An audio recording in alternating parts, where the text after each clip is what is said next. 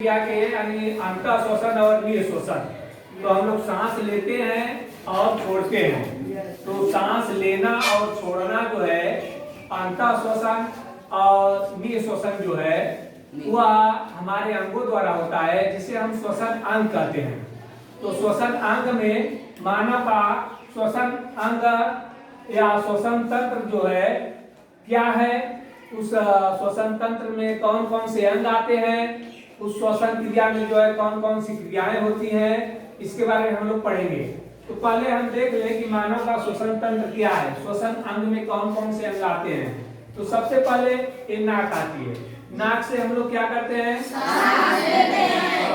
नाक द्वारा हम लोग सांस लेते हैं और छोड़ते भी हैं। नाक द्वारा हम सांस लेते हैं और छोड़ते भी हैं। कभी कभी हम मुख द्वारा भी सांस लेते हैं।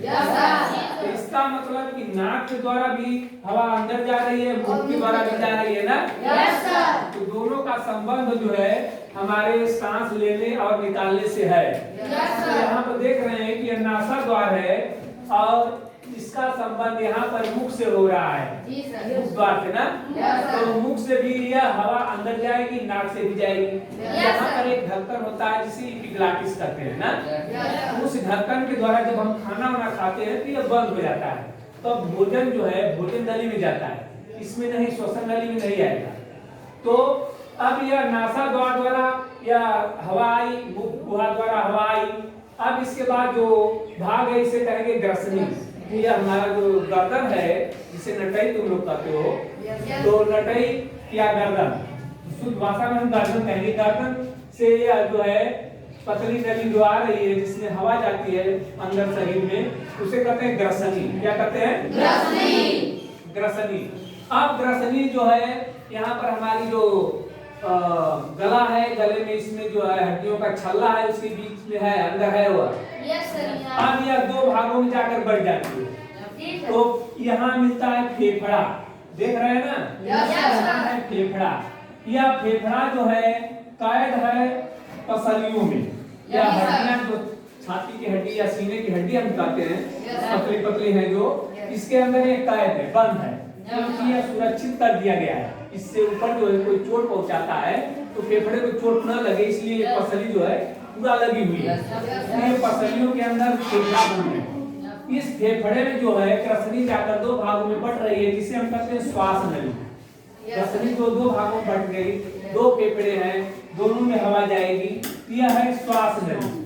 अब यह फेफड़ा है और यह श्वास नली जो फेफड़े में जाकर खुल रही है।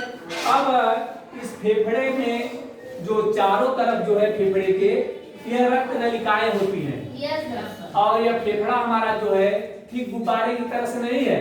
जैसे हम मान लें कि यह गुब्बारा में हवा आ रही, खुल गया और उसको दबा दिए तो हवा बाहर निकल गई, तो उस तरह से नहीं है। इसमें छोटे छोटे कूप होते हैं ना। इस फेफड़े के अंदर भी छोटे छोटे कूप होते हैं, या जिसको हम एल्वेओली कहते हैं ना। तो वह छोटी छोटी जो है कूपिकाएं बनी होती हैं, जिसमें जो है हवा भरी होती है। जैसे मान लीजिए हमने यह फेफड़ा बना दिया, इस फेफड़े का यह रूप, तब इसमें जो है इस तरह से यह छोटे छोटे भाग हैं जिसमें जो है हवा जाती रहती है ना। अब ये सारे भागों में हवा जाती है, इनके चारों तरफ यह जैसे रक्त नलिकाएं यहाँ फैली हुई है, उस तरह से रक्त नलिकाएं इनकी चारों तरफ फैली रहती है, इनकी दीवारों पर। तो इनके सारी दीवारों को इसी तरह की रक्त नलिकाएं उनके अंदर भी फैली रहेगी, और छोटे छोटे भाग है इस फेफड़े के अंदर, सब में हवा जाती है और सबसे वो निकलती रहती है। तो हम जो है देख रहे हैं कि श्वसन तंत्र में या श्वसन अंग में क्या आ रहा है, नासाद्वार, ग्रसनी, मुख गुहा, श्वास नली, पसलियां, फेफड़े, रक्त नलिकाएं, डायफ्राम। अब नीचे एक अंग है डायफ्राम। डायफ्राम जो है यहाँ जो हमारी पसली खत्म हो जाती है, यहीं पर एक जो है यह परत होती है जिसको हम डायफ्राम कहते हैं, पट्टी है यह पट्टी जो है इस फेफड़े को सिकोड़ने और फैलाने में अहम भूमिका निभाती है। और इस डायफ्राम से ऊपर जो है यह फेफड़ा है, तो ये डायफ्राम देखो इस आकार का है, देख रहे हैं ना। तो ऐसे ये डायफ्राम है, जब यह फैलेगा, अरे जब नीचे दबेगा तो हमारा फेफड़ा जो है फैल जाएगा, और जब ये ऊपर उठेगा ऐसे हो जाएगा, जब ऐसे हो जाएगा फेफड़ा टूट जाएगा। इस प्रकार से जो है इस डायफ्राम की गति करने से हमारा फेफड़ा सिकुड़ता और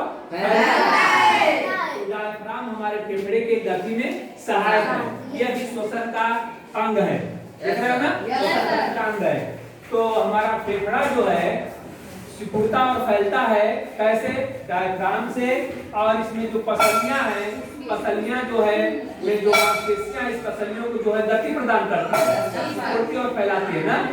तो ये पसलियों की गति से और डायफ्राम के गति से हमारा फेफड़े में गति पैदा होती है, सिकुड़ना और फैलना।